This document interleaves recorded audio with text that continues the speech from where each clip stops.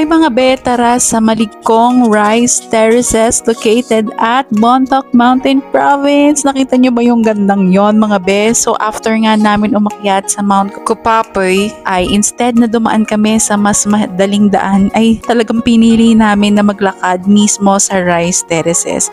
So noong college ako, nag-field trip na kami sa Banawe Rice Terraces at sabi ko noon hindi ko na uulitin, ngunit after many years, eto na tayo. So yun mga be, nakakatakot siya kasi nga napaka-kitid nung lalakarin mo. Konting maling tapak mo, pwede kang mahulog sa bangin. Pero worth it. So doble ingat lang talaga and appreciate mo yung beauty niya pero wag masyado kasi baka mahulog ka.